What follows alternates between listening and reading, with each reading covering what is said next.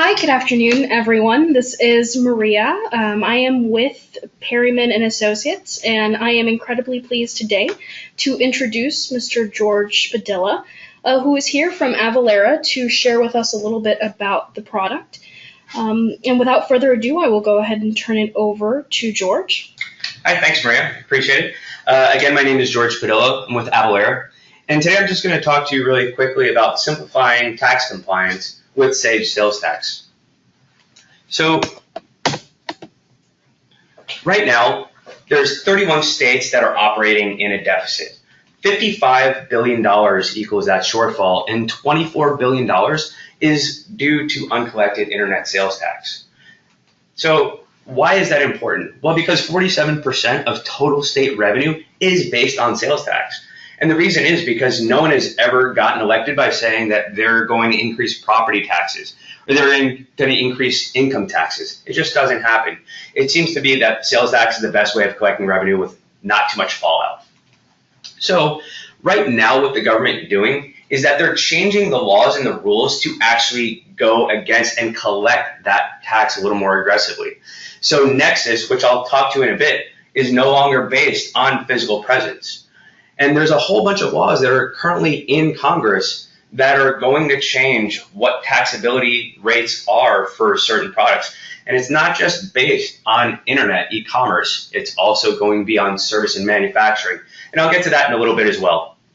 So right now, sales tax compliance challenges is that it's a statutory requirement. You're required to collect taxes. It's also really labor intensive if you actually do it. And then also it's a non-revenue generating activity. And I'll go into how that can impact you as well. So what ideally you should be doing is spending about 24 hours a month to collect sales tax and talk about what changes there are. Last year, there was 14,000 tax changes. And I'll get into a little more specifics.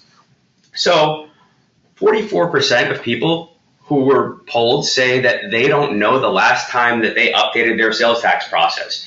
And keep in mind, you're supposed to do 24 hours every month, and I'll show you why you need that amount. And then also, 48% believe that if they got audited, the auditor would find a mistake. And on average, it costs about $114,000 for an audit. And keep in mind, just by doing your job right, that means you get to keep your job. You're not going to get a raise for doing things right. So at the end of the day, it's easier for it to fall on the wayside and not do properly. So Nexus is where companies have to collect taxes in.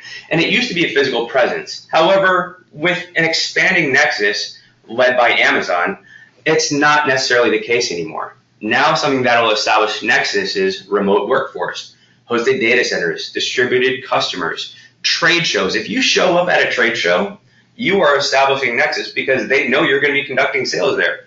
Drop shipments, advertising and affiliates. And that was the thing that caught Amazon. Amazon for years was trying to get nailed by the state of New York. And they kept on saying, we want you to collect sales tax. And they said, no, we don't have a physical presence. Well, what finally did Amazon in is Boy Scouts of America. They posted a banner ad to the Boy Scouts of America in Manhattan. So the state of New York argued that that constitutes a physical presence. The state of New York won. And as of April of last year, they started collecting sales tax in all 50 states. So multi-state locations as well, online sales. If you just collect $30,000 a year in the state of Maryland on online taxes, you have to file tax returns on that state. So right now, there's 150 million mailing addresses, 12,000 jurisdictional rules, and there's 139 or 140 billion dollar tax outcomes. And the problem is, imagine managing all these tax changes in a year.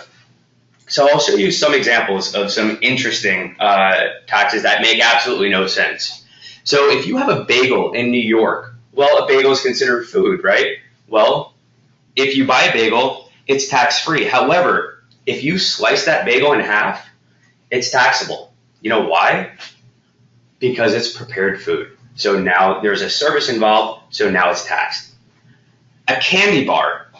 In the state of Indiana, if you buy a Hershey bar, well, it's considered candy, so it's taxable. However, if you buy a cookies and cream Hershey bar, it's tax-free. And the reason why is because there's wheat flour in that cookies and cream Hershey bar, and wheat is a subsidized item in the state of Indiana. Tree trimming in California, if you use it with tree trimming and you use lights, well, that's taxable. But if you just are using the labor, that's exempt. And also another service, snow removal in the Midwest. Well, it's taxable in Ohio, but exempt in Illinois. And my favorite's the donuts in Texas. So I did miss my calling as a cop because I do love donuts. It's kind of a weakness. So if you buy 5 donuts or less in the state of Texas, it's taxable. However, if you buy 6 donuts or more, it's tax-free. Why? I have no idea. But imagine being a controller or being an accountant or a bookkeeper in Florida, and you're selling to more than one state. You're selling to 10 states. Imagine managing these changes every single year. Is that the best use of your time?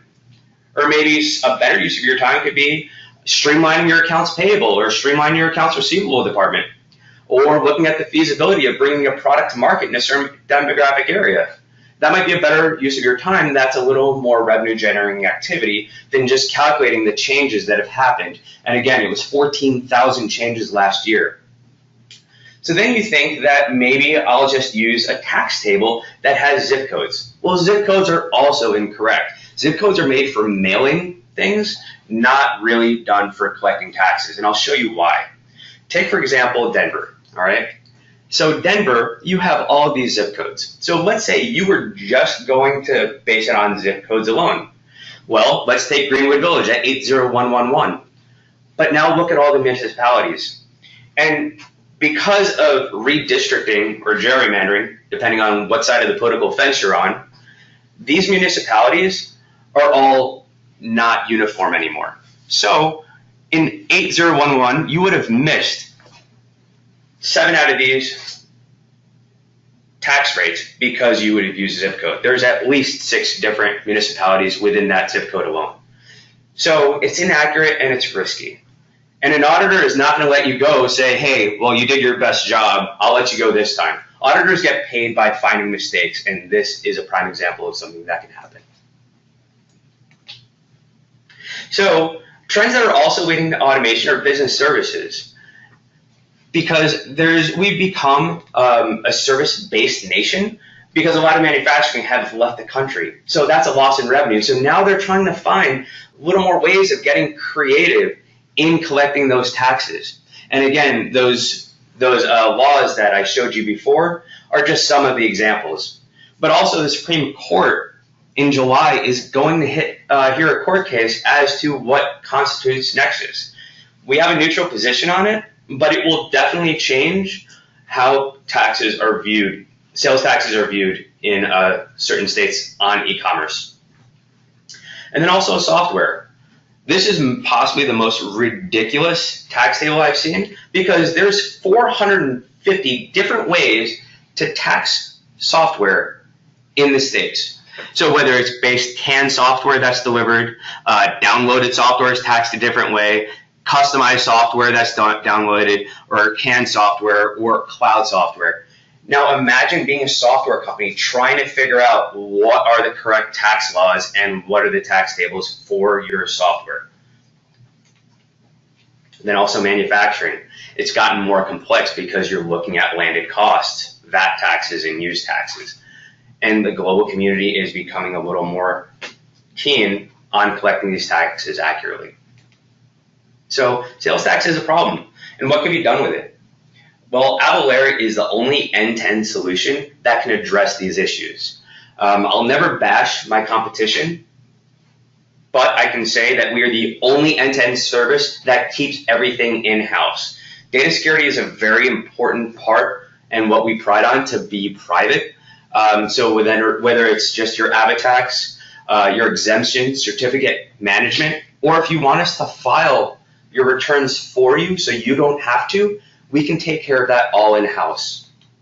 So instead of having a manually research and updated tax, rates and rules are calculated automatically via cloud.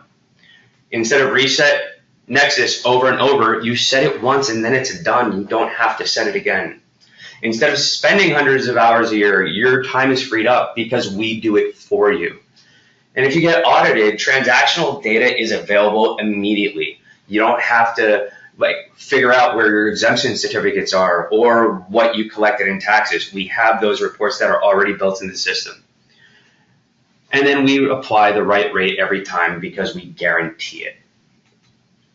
So we do 1,800 transactions per second. Within 30 days with the Sage platform, it's fairly easy for us to do. We do 4 billion transactions a year. We have over 28,000 customers and a 98.5% renewal rate. Why is that important? Because once people have us, they don't want anything else because it frees up your time. We guarantee our accuracy, which no other company can say. And then we also cover all the 12,000 tax jurisdictional rules, and we have over 100,000 tax rules that we have in our system. And again, we are the end-to-end solution, so whether you're looking at a POS system, e-commerce, a mobile, or your accounting system, we can integrate seamlessly with all of those systems. We have just under 600 connectors right now. Sage is easily one of our strongest connectors, but if you need that to also integrate with something like a Magento or something like a Shopify or any POS system, along with your Sage system, we can do that as well. And here are just some of the companies that we work with that trust us to run their business.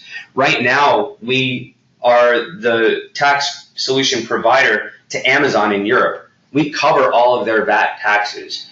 And we are adding logos every single month to increase as well. And we also have 15 offices worldwide. We are not just a US-based company. We handle Brazil, we handle Canada, we handle all of Europe, and we're expanding more and more as we speak. So that's all I have.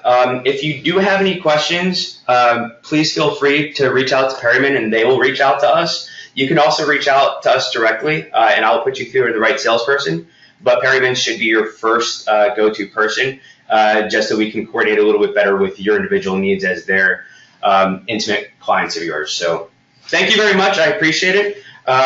Look forward to hearing from you. Take care. Thank you.